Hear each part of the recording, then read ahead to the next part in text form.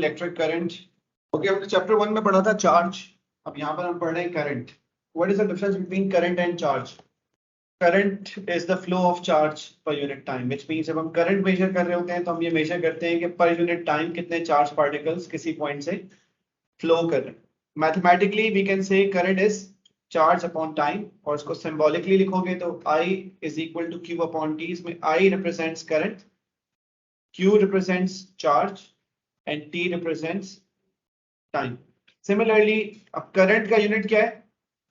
Ampere, charge का coulombs और time का second. So we can say ampere is equal to coulomb per second. एक ampere current का मतलब होगा एक कूलम चार्ज अगर एक सेकंड में फ्लो करता है किसी पॉइंट से तो वहां पर करंट है 1 एम्पेयर। Similarly, 10 एम्पेयर करंट कब होगा? जब 10 coulomb charge passes through a point in 1 second। Current measure करते हैं एमीटर से, और एमीटर हमेशा सीरीज में कनेक्ट होता। अब यहां पर आप देखें सर्किट में ये जो बड़ा वाला टर्मिनल है ये पॉजिटिव है और छोटा वाला टर्मिनल नेगेटिव होता है। करंट की डायरेक्शन होती है फ्रॉम पॉजिटिव टू नेगेटिव। इसमें देखें एमीटर्स लगे हुए, ये 4 एमीटर्स लगे हैं। एमीटर करंट मेजर करता है और एमीटर को हमेशा सीरीज में कनेक्ट करेंगे। तो ये जो एमीटर लगा हुआ है ये वाला वो R1 का करंट बता रहा है, मतलब इस इलेक्ट्रॉनिक कंपोनेंट का करंट बता रहा है। ये जो एमीटर लगा हुआ है ये R2 का करंट बता रहा है। R1 का करंट 4 एम्पियर है, R2 का करंट 6 एम्पियर है। तो यहाँ पर जो करंट है वो कितना है? 10 एम्पियर, विच मीन्स के करंट यहाँ पर पहुंचने के बाद दो पार्ट्स में डिवाइड हो गया। कुछ पार्ट करंट का जो है वो R1 के थ्रू फ्लो कर रहा है, कुछ पार्ट R2 के थ्रू फ्लो कर रहा है। जब यहाँ पर करंट आएगा वापस इस एम्पियर पे, एमीटर पे, तो यहाँ पर भी आपको कितना करंट मिल रहा होगा? 10 एम्पियर मिल रहा होगा, क्योंकि वो दोनों करंट्स यहाँ से इस जगह पर कंबाइन हो जाएंगे और यहाँ से फ्लो करेंगे। एमीटर के दो टर्मिनल्स होते हैं, दो तारें होती हैं, दो वायर्स होती हैं, पॉजिटिव और negative. Positive of the emitter is connected with the positive terminal of the battery, and negative of the emitter will always be connected towards the negative terminal of the battery. यहाँ तक कोई मसला? ये है battery, symbol बना हुआ है battery का। बैटरी में पॉजिटिव और नेगेटिव होता है, जैसे कि अगर आपने सेल्स कभी लगाए हो तो सेल्स में भी पॉजिटिव और नेगेटिव लिखा होता है। तो cell makes the battery. Clear? There are two types of charged particles, positive and negative. So there are two types of currents, conventional current and electron flow. Conventional current is current due to flow of positive charge, and this is from the positive terminal of the battery to the negative terminal. While electron flow is the current due to flow of negative charge particles, or you can say electron, which is from the negative terminal of the battery to positive. इस case में आप देखें diagram में बड़ा वाला terminal मैंने आपको बताया था पॉजिटिव है और छोटा वाला नेगेटिव है ना। तो कन्वेंशनल करंट की डायरेक्शन एंटी क्लॉकवाइज है, which is from positive to negative, और इलेक्ट्रॉन फ्लो की डायरेक्शन है clockwise, which means from negative to positive। ठीक है, लेकिन magnitude of current due to conventional current या due to electron flow same होगा, उसमें कोई चेंज नहीं होगा। पॉजिटिव और नेगेटिव करंट किसे कहते हैं? Current is the flow of charge particles पर unit time. So there are two types of charged particles that can flow. So there are two types of currents also, conventional and electron flow. अगर current due to flow of positive charge है, then you will call it, और अगर current due to flow of negative charge है, अब conventional current की direction कहां से कहां होती है? पॉजिटिव टू नेगेटिव होती है। इस डायग्राम में अगर आप देखेंगे तो वो एंटी क्लॉकवाइज है, और अगर आपसे पूछा जाए इलेक्ट्रॉन फ्लो की डायरेक्शन तो आप कहेंगे negative to positive, which is clockwise। ठीक है, और मैग्नीट्यूड ऑफ करंट सेम होगा, which means कि अगर किसी सर्किट में करंट फ्लो है तो जितना कन्वेंशनल करंट होगा उतना ही इलेक्ट्रॉन फ्लो होगा, which means कोई भी बड़ा या छोटा करंट नहीं होगा इनमें से, सिर्फ डायरेक्शन का change.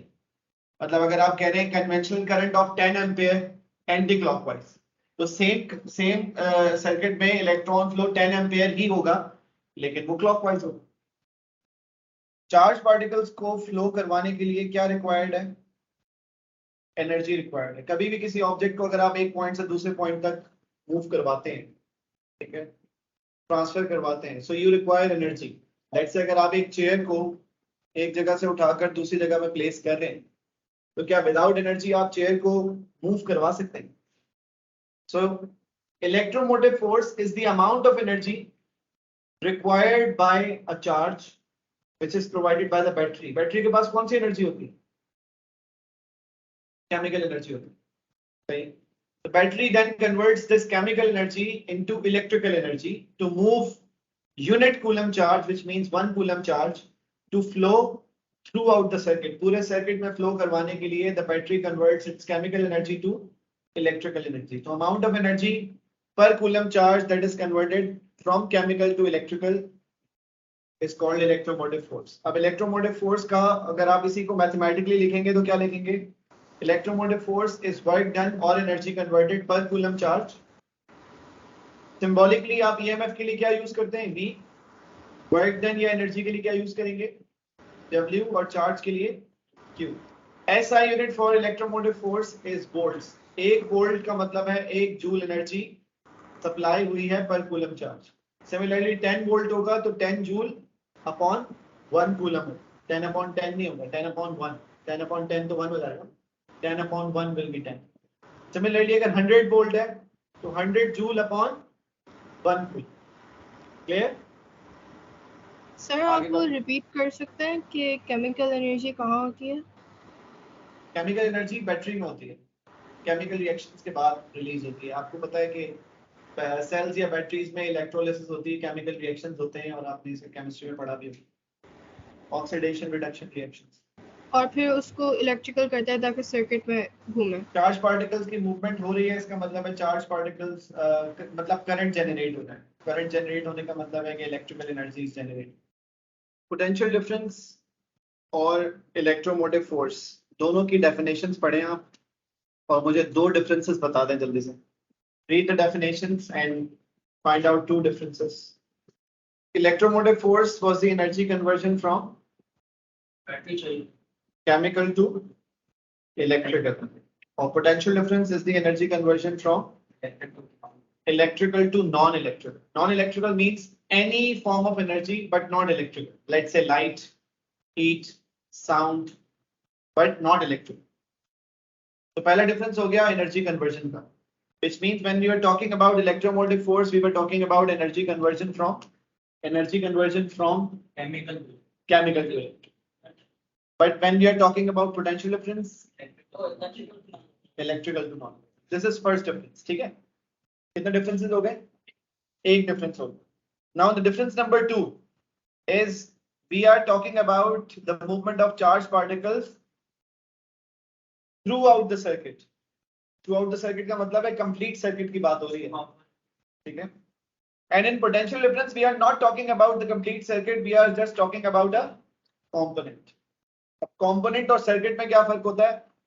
Components make up a circuit, or you can say circuit has many components. इस circuit में आप देखें, मुझे देख के बताएं कितने components हैं? एक बैटरी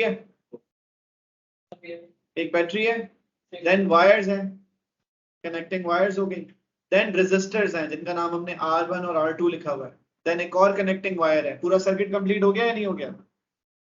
तो which means कि when we are talking about circuit, we are talking about all the components in the circuit. But when we are talking about, let's say, potential difference, we are not talking about the complete circuit. We are just concerned about a single component. Clear or not? Differences कितने हैं? 2. क्या difference है? एक तो energy का difference है. When we are talking about electromotive force, the energy conversion is from chemical to electrical. But when we are talking about potential difference, the energy conversion is from electrical to non-electrical. This is difference number 1. Now difference number 2, when we are talking about electromotive force, we are talking about the complete circuit. But when we are talking about potential difference, we are talking about a single component. Is it clear or not? कितने differences हो गए? अब मैं एक similarity आपको बता रहा हूं. सिमिलैरिटी आप देखें, दोनों का फॉर्मूला सेम है, दोनों के यूनिट्स सेम है. क्या यूनिट है? इलेक्ट्रोमोटिव फोर्स का और पोटेंशियल डिफरेंस का. तो वी मेजर इलेक्ट्रोमोटिव फोर्स और potential difference with voltmeter. किससे मेजर करते हैं? And voltmeter is always connected in. इस सर्किट में कितने वोल्ट मीटर्स हैं? 3 voltmeters are connected in the circuit. एक वोल्ट मीटर कनेक्टेड है अक्रॉस R1, एक वोल्ट मीटर कनेक्टेड है अक्रॉस R2 और एक वोल्ट मीटर कनेक्टेड है अक्रॉस द बैटरी। कितने वोल्ट मीटर्स हैं? बैटरी का जो वोल्ट मीटर है वो क्या रीडिंग बता रहा है? R1 का वोल्ट मीटर 5 वोल्ट और R2 का वोल्ट मीटर आपको क्या रीडिंग दे रहा है? तो can I say that sum of potential differences is equal to EMF. EMF is the energy provided by the battery. Very good. How much is this? 7 volt, which means 7 joules per coulomb. How much is the energy consumed by R1? 5 joule per coulomb, or you can say 5 volt. How much is the energy consumed by R2? 2 volts, or you can say 2 joules per coulomb. Energy consumed by R2.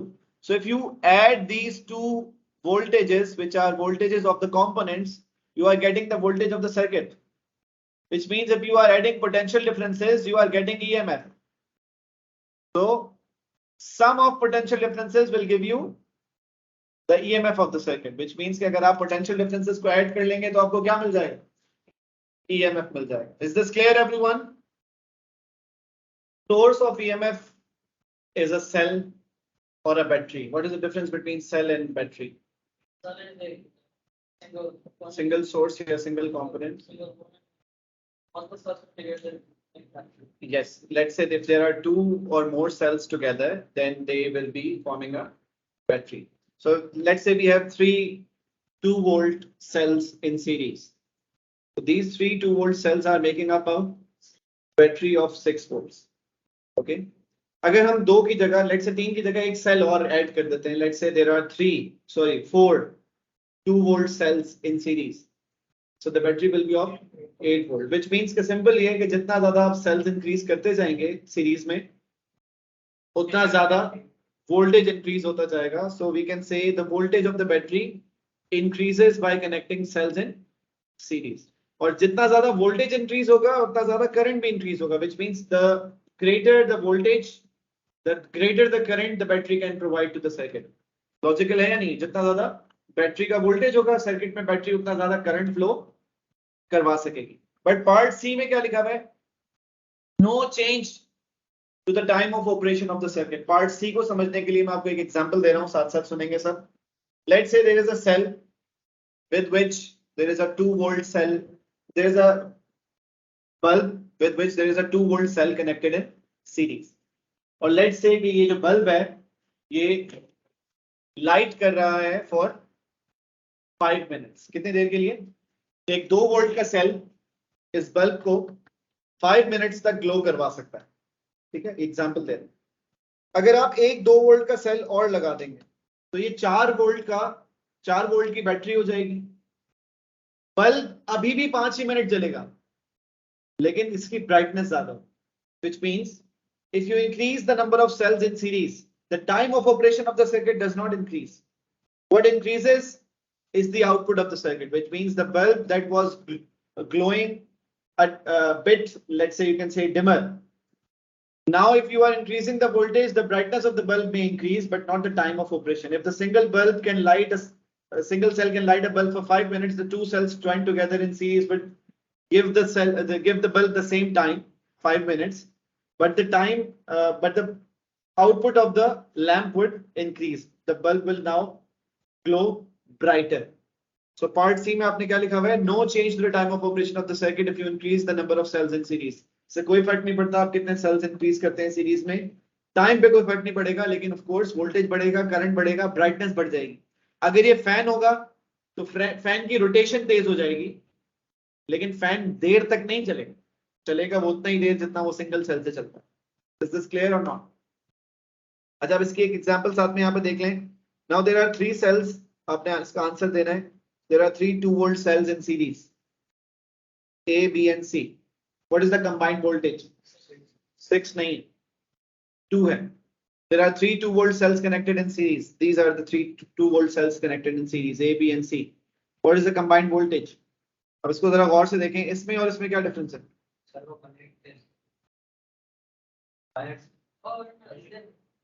The cell C is connected the opposite way, which means in this case, you can see the positive, negative, positive, negative, positive, and then negative, which means these cells are connected in series, but in a order. No, they are not connected in parallel, but the cell C is connected in a wrong way. Whenever you are connecting a cell, you have to connect the positive of one cell to the negative of the other. But you cannot connect the negative of the two cells together, which means इसमें क्या होगा? अगर मैं इसका circuit complete करता हूं, ये circuit complete हो गया ना? अब आप मुझे बताएं, A और B are trying to make the current flow in anti-clockwise direction, while C is trying the current clockwise direction, which means C is working against A and B. C current को resist कर रहा है, current को flow करवाने में help out नहीं कर रहा. So 4 volt anti clockwise and 2 volt clockwise का रिजल्टेंट क्या होना चाहिए? 2 volt होना चाहिए. 4 volt एंटी क्लॉकवाइज है और 2 volt क्लॉकवाइज है, तो ऑफ कोर्स रिजल्टेंट पॉजिटिव 4 और नेगेटिव 2 का रिजल्टेंट क्या आएगा? 2. लेकिन अगर ये सेल्स इन ऑर्डर कनेक्टेड होते तो ये 6 volt की बैटरी होती. Is this clear or not? In this case, you can see there are 3 cells of 2 volts. But they are connected in parallel. But the battery is of 2 volts, which means के अगर आप parallel में sales को connect करें तो उससे battery की combined voltage पे कोई चेंज नहीं आना. अगर 4 2 वोल्ट के सेल्स हों पैरेलल में तो कितना वोल्टेज की बैटरी होगी? If there are 4 2 volt cells in parallel, the battery would be of 2 volts. यही तो सीख रहे हैं हम. सीरीज में होते तो कितने की होती? 8 की होती, जो आप बता रहे हैं. लेकिन पैरेलल में क्या होता? इसका मतलब है पैरेलल में कंबाइंड वोल्टेज वही होता है जो इंडिविजुअल वोल्टेज होता है. मतलब अगर एक सिंगल सेल का वोल्टेज 2 वोल्ट है तो कंबाइंड सेल्स कितने भी होंगे, चाहे वो 5 हो, 3 हो, 2 हो, 50,000 सेल्स हो, कंबाइंड वोल्टेज भी वही होगा जो इंडिविजुअल वोल्टेज है. जैसे कि आप यहाँ पर देख रहे हो, there are 3 2 volt cells connected in parallel. If they were connected in series, the battery would be of 6 volts, but now the battery is of 2 volts. So what is the purpose of connecting the cells in parallel? If you are connecting the cells in parallel, there will be no change to the voltage of the circuit. That's why there will be no change to the current of the circuit. But what will happen? The time of operation of the circuit increases, which means कि अगर एक single cell एक bulb को 5 minute तक चला सकता था, तो अगर अब 3 cells लग गए तो 15 मिनट्स तक सेम, लेकिन ब्राइटनेस पे कोई चेंज नहीं आएगा. Brightness would be same as it was for a single cell, but the circuit will last longer. वो same bulb जो पहले 5 मिनट तक चल सकता था, अब वो 15 मिनट तक चलेगा. वैसा क्यों होता है वो समझने के लिए आपको बता रहा हूँ. एग्जाम्पल देखिएगा. Let's say there is a single cell of 2 volt. अभी लिखना नहीं है इसे, हाँ. जिस वक्त मैं एक्सप्लेन करूँ उस वक्त आप सिर्फ सुनेंगे और डिस्कशन का पार्ट करेंगे. 2 volt का सिंगल सेल है which is connected with a bulb, let's say, and it is providing 1 ampere current. अगर आप 2 सेल्स लगा देते हैं तो बल्ब को वोल्टेज कितना मिलेगा? 2 volts मिलेगा. बल्ब को करंट कितना मिलेगा? 1 volt मिलेगा. Which means कि there is no change to the voltage or the current provided to the bulb. But what will happen? पहले ये जो 1 ampere current था ये सिंगल सेल प्रोवाइड कर रहा था. अब कितने सेल्स प्रोवाइड कर रहे हैं? तो इसका मतलब है अब ये वाला सेल जो पहले 1 ampere current दे रहा था अब कितना दे रहा होगा? 0.5. देखें, पहले 1 एम्पेयर करंट एक सेल दे रहा था, अब 1 एम्पेयर करंट 2 सेल्स दे रहे. Yes, which means that the 2 cells are now utilizing lesser energy as compared to when they were, let's say, when there was only 1 cell connected, it was being used up more quickly as compared to when there are 2 cells. Similarly, अगर ये 4 cells होते हैं तो हर cell कितना current provide करता?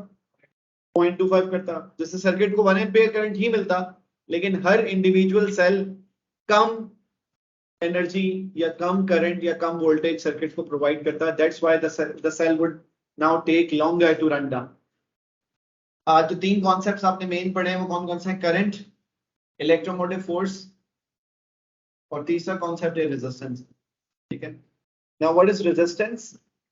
Resistance आपको पता है जब करंट या चार्ज पार्टिकल्स फ्लो करते हैं किसी कंडक्टर में, so they are the charge particles और electrons strike with the atoms, which means के opposition faced by electrons while moving from one point to another in a conductor is called resistance.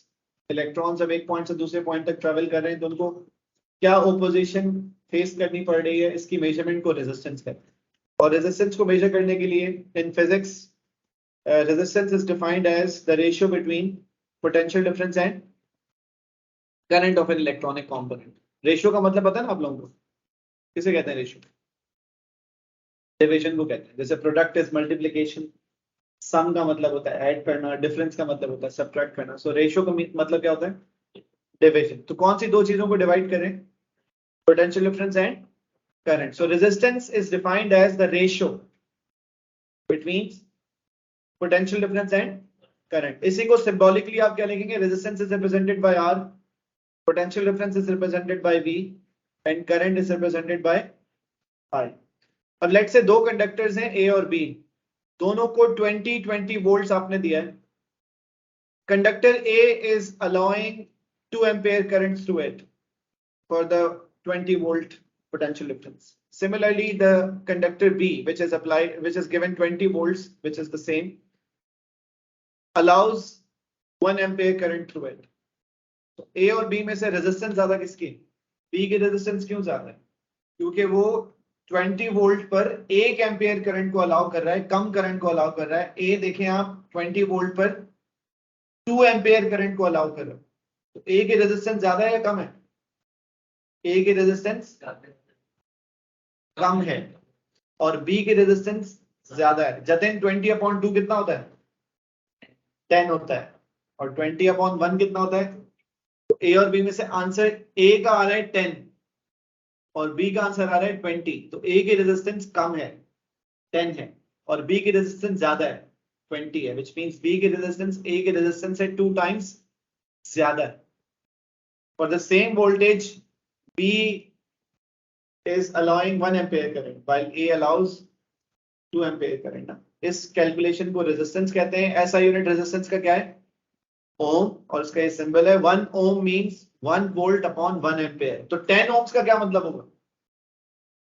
10 volt upon 1 ampere. 50 ohms का मतलब क्या होगा?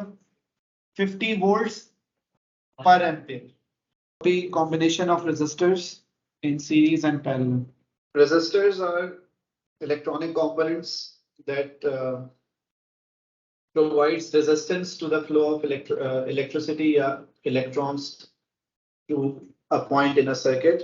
Resistors are connected in two ways, either in series or in parallel. So if there are 3 resistors, let's say R1, R2 and R3 that are connected in series, the second are connected in R1, R2 and R3. So in order to find out the combined resistance, the equation is R1 plus R2 plus R3, which means to find out the combined resistance or total resistance, you have to add individual resistances of the 3 resistors. For example, there are 3 resistors of 5, 10 and 15 ohms connected in series. So the combined resistance will be 30 ohms. Example 2 में आप देखें कि there are 3 resistors 15, X and 6 ohms, लेकिन इसमें आपको total resistance given है। तो अगर आपको resistor X की resistance unknown है, find out करनी है, तो आप क्या करेंगे? Total resistance में से मतलब 25 ohms में से आप 15 को और 6 को माइनस करते हैं तो आपको पता चल जाएगा कि X की रेजिस्टेंस कितनी है। अगर रेजिस्टर सीरीज में कनेक्टेड नहीं है, पैरेलल में कनेक्टेड है, तो फिर आप इक्वेशन यूज करेंगे 1/RT is equal to 1/R1 plus 1/R2 plus 1/R3। Let's say अगर 2 रेजिस्टर्स होंगे तो इक्वेशन होगी 1/R1 plus 1/R2। लेकिन अगर आपके पास 3 रेजिस्टर्स हैं तो ये इक्वेशन 3 तक, और अगर 4 रेजिस्टर्स हुए तो फिर ये इक्वेशन 4 तक चली जाएगी, depending upon the question. So in this case, for example, there are 3 10 ohms resistors connected in parallel. Combined resistance निकालने के लिए क्या करेंगे? Combined resistance निकालने के लिए आप 1/10 plus 1/10 plus 1/10 कितना हो गया? अच्छा, कैलकुलेटर्स अलाउड है तो आपने कोई एलसीएम नहीं लेना, आप सिंपल कैलकुलेटर में फ्रैक्शन का बटन, साइंटिफिक कैलकुलेटर्स में 1/10 1/10 1/10 जब आप ऐड करते हैं तो आपको साइंटिफिक कैलकुलेटर रिजल्ट देगा 3/10। अब ये जो 3/10 है ये वैल्यू R की नहीं है, ये वैल्यू 1/R की है। So if 1/R is equal to 3/10 तो फिर R की वैल्यू क्या होगी? 10/3 होगी ना, ऑफ कोर्स, क्योंकि 1/R की वैल्यू अगर 3/10 है तो फिर R की वैल्यू निकालने के लिए आप रेसिप्रोकेट कर देंगे दूसरी साइड को।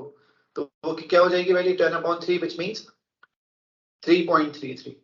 अगर यही तीनों रेजिस्टर्स 10, 10 और 10 ओम्स के रेजिस्टर्स अगर सीरीज में कनेक्टेड होते तो 30 ओम्स रेजिस्टेंस होती, सिंपल है। तो मैं इससे फाइनली ये बात बोल सकता हूँ कि the resistors are connected in series, the combined resistance will be greater as compared to when the resistors are connected in parallel। अगर आप पैरेलल में रेजिस्टर्स को कनेक्ट करेंगे तो रेजिस्टेंस कम होगी, और अगर आप सीरीज में रेजिस्टर्स को कनेक्ट कर देंगे तो रेजिस्टेंस बढ़ जाएगी। बात समझ आ गई सबको? सिमिलरली अब आपके पास तीन रेजिस्टर्स हैं 30x और 30, और इनकी कंबाइंड रेजिस्टेंस आपको गिवन है 10। तो आपको इक्वेशन पता है ना, टोटल रेजिस्टेंस पता है, तो 1/10 हो गया is equal to 1/30 plus 1/x plus 1/30। Clear? फिर आप 1/x को सब्जेक्ट बनाने के लिए जो राइट साइड पर है 1/30 और 1/30 उनको दूसरी तरफ भेज देंगे, लेफ्ट साइड पे भेज देंगे, तो आपके पास इक्वेशन बनेगी 1/x इज इक्वल टू 1/30। तो अगर 1/x 1/30 के बराबर आ रहा है तो x की वैल्यू क्या होगी? x की वैल्यू क्या होगी? 30 ओम्स होगी। क्लियर होगी बात? यहाँ तक कोई मसला? अब अगर आपको ये चीज समझ आ गई है तो फिर अब मैं 4 क्वेश्चन दे रहा हूँ, सबने इंडिविजुअली सॉल्व करने हैं, फिर हम उसको डिस्कस करेंगे। कैलकुलेटर्स आर अलाउड, और हर क्लास में फिजिक्स की साइंटिफिक कैलकुलेटर्स आपके पास होने चाहिए, आदत बना लें। साइंटिफिक कैलकुलेटर्स फिजिक्स की हर क्लास में आप लेकर आएंगे। क्वेश्चन 1 का आंसर क्या है? 8। सबका आंसर 8 आ रहा है? हमजा 8। सर मुझसे सॉल्व नहीं हुआ सर 1। तो सॉल्व करने की कोशिश करनी है ना हारिस, ये लोग घर से थोड़ी करके लाए, सब नहीं करना है। आप मुझे आंसर बताएं हारिस, कुछ ना कुछ तो सीखा होगा। यस, कैसे सॉल्व करेंगे? आंसर 8 कैसे आ रहा है? सबको ऐड कर लिया? क्या ये सीरीज है? Yes, answer is 5। Very good से हम 2 and 2 ohms resistors are connected in parallel। ये जो 2 ohms के 2 रेजिस्टर्स हैं ये सीरीज तो नहीं है, ये पैरेलल है। तो पैरेलल को कैसे करते हैं जरा बताएं माज? पैरेलल का फॉर्मूला बताएं। 1/RT is equal to 1/R1 plus 1/R2। तो आप इसको करेंगे 1/2 प्लस 1/2। 1/2 1/2 कितना हो जाएगा? 1/1 हाफ ऑफ 1 होता है भैया।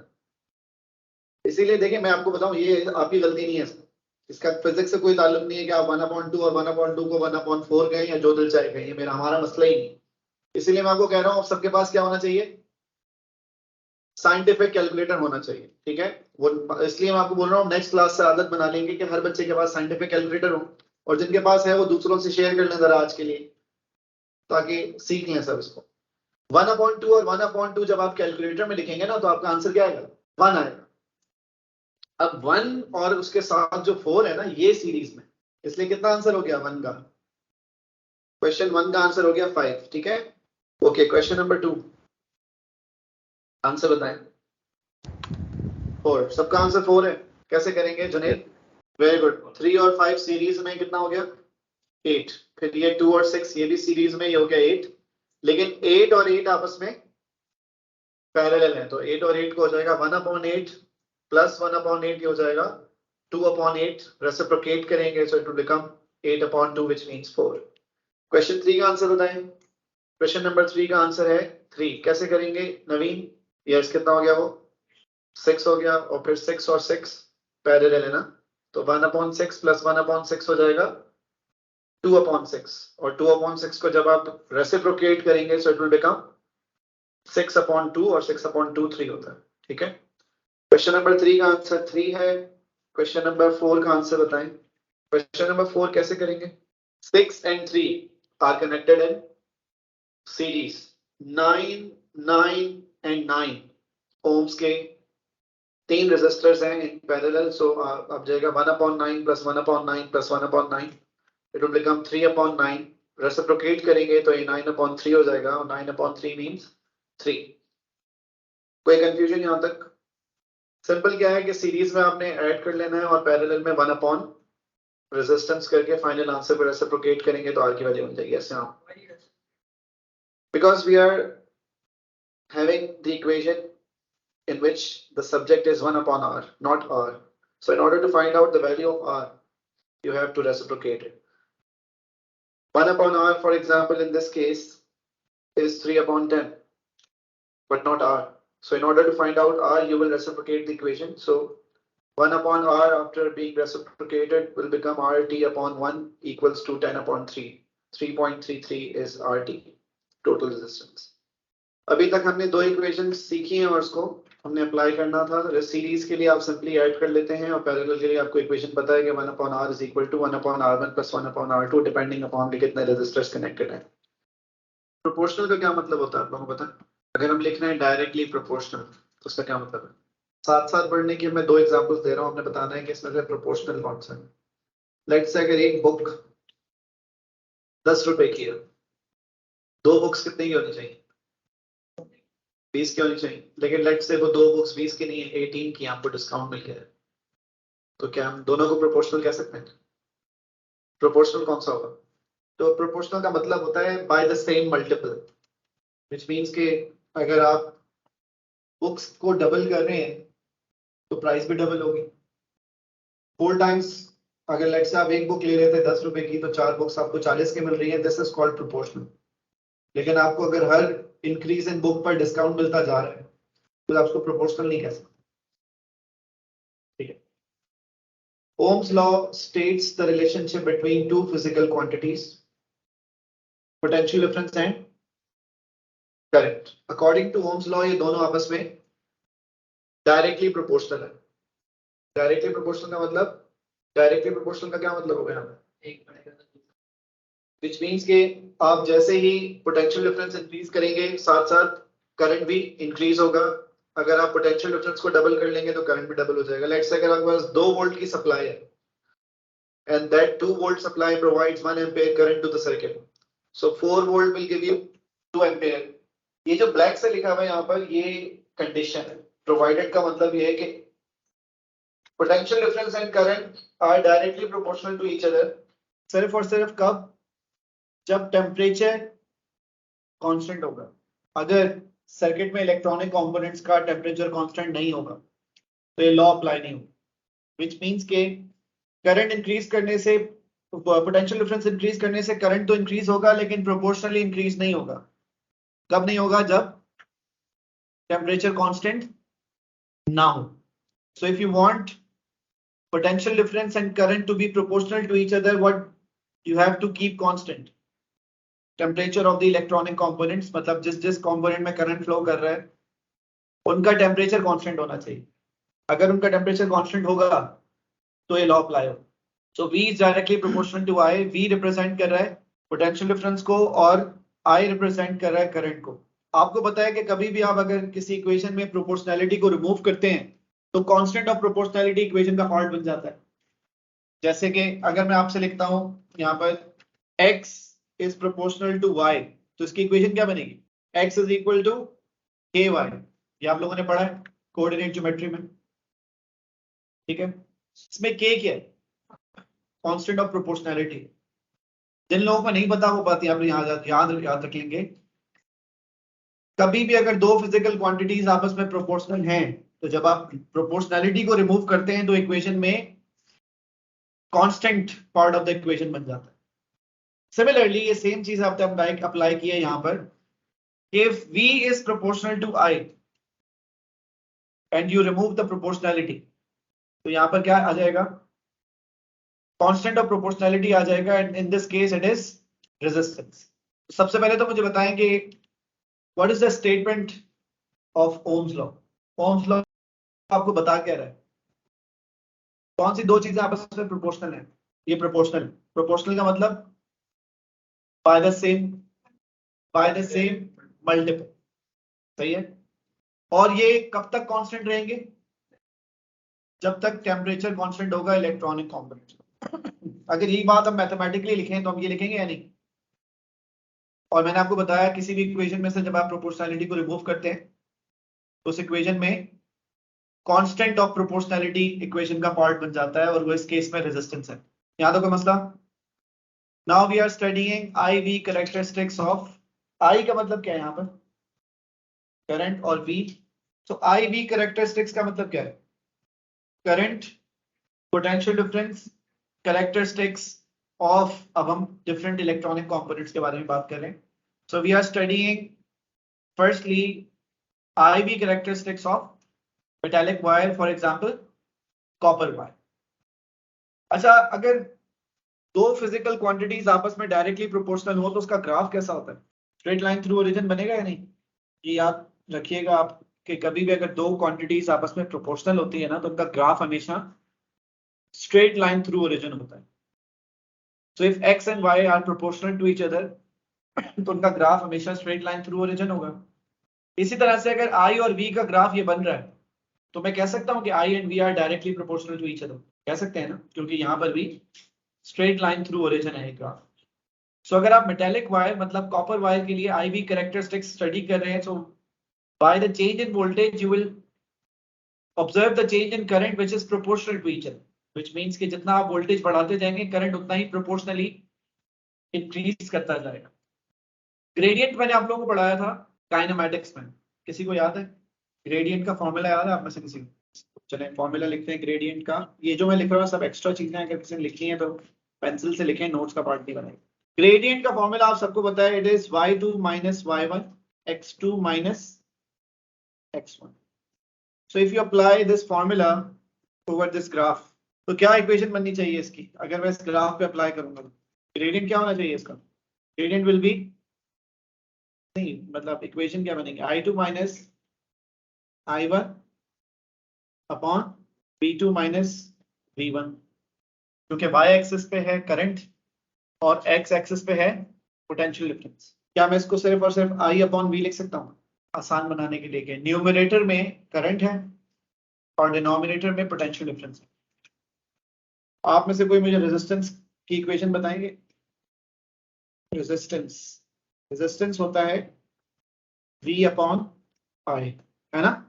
ये लास्ट क्लास में हमने पढ़ा था पिछले फ्राइडे. ये V अपॉन I है और ये I अपॉन V है. क्या रिलेशन है दोनों का? ये दोनों एक दूसरे के इनवर्स हैं, which means के लेट्स से अगर इस ग्राफ का ग्रेडियंट आपके पास आता है 1/5 तो रेजिस्टेंस कितनी होगी? 5 है. और अगर इस ग्राफ का ग्रेडियंट लेट्स से आता है 2 तो रेजिस्टेंस कितनी होगी? 1/2 होगी या नहीं होगी? तो फाइनली इस चीज से हमें समझ आता है, ये वाली लाइन पढ़े क्या लिखा मैंने? क्या लिखा है? Inverse of the gradient of the graph is resistance, which means कि whatever is the gradient, if you take inverse of the value, you will have resistance. If the gradient is 1/5, resistance will be 5. Similarly, if the gradient is 4, for example, resistance will be 1/4. यहाँ तक कोई मसला किसी को? Now, blue और black में से मुझे बताएं कौन सी लाइन का ग्रेडियंट ज्यादा है? ब्लू का ग्रेडियंट ज्यादा है.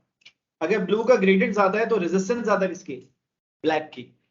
विच मींस के अगर ये ग्राफ आपने दो वायर्स के लिए बनाया हुआ है तो जो लाइन ब्लू रिप्रेजेंट कर रही है उसकी रेजिस्टेंस कम होगी क्योंकि उसका ग्रेडियंट ज्यादा है, और जो ब्लैक वाली लाइन है वो जिस भी वायर के लिए बनी हुई है उसकी रेजिस्टेंस ज्यादा होगी क्योंकि उसका ग्रेडियंट कम है.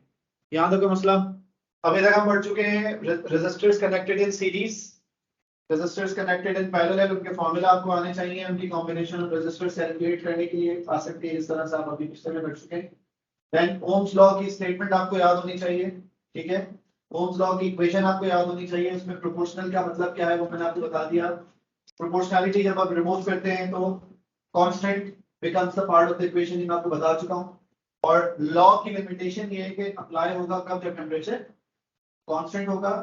ग्रेडियंट ऑफ द ग्राफ का इन्वर्स जब आप करेंगे तो आपको रेजिस्टेंस मिल जाएगी. अगर ग्रेडियंट ज्यादा है तो रेजिस्टेंस कम है एंड वाइस वर्सा. तो ए जो हमने पढ़ा था वो था metallic wire, copper wire for example. जो दूसरा इलेक्ट्रॉनिक कंपोनेंट है बी जो हम पढ़ रहे हैं, दिस इज फिलामेंट लैंप, जिसको आप बल्ब भी कह सकते हैं. टंगस्टन फिलामेंट बल्ब्स या येलो लाइट बल्ब्स जो होते हैं, ये उनकी बात हो रही है. इसका सिंबल गिवन है ऊपर. इस ग्राफ को मुझे बताएं क्या हम कह सकते हैं कि V and I are directly proportional to each other? Graph को देख के बताएं कि are V and I proportional or not? Proportional है V और I? नहीं है. क्यों? क्योंकि जो लाइन है वो स्ट्रेट लाइन नहीं है, ग्रेडियंट कांस्टेंट नहीं है. आप देख सकते हैं कि लाइन कर्व्ड है, ठीक है? अब ग्रेडियंट आप मुझे देख के बताएं कि ग्रेडियंट बढ़ रहा है कम हो रहा है? कम हो रहा है. तो अगर ग्रेडियंट कम हो रहा है तो इसका मतलब है रेजिस्टेंस बढ़ती जा रही है, ठीक है। इनिशियली लाइन स्ट्रेट है, विच मींस के कम वोल्टेज पर या वोल्टेज की बहुत लोअर वैल्यूज पर तो ये आपस में प्रोपोर्शनल हो सकते हैं, but as the voltage increases the gradient is not constant, it is decreasing, which means के रेजिस्टेंस डिक्रीज हो रही है।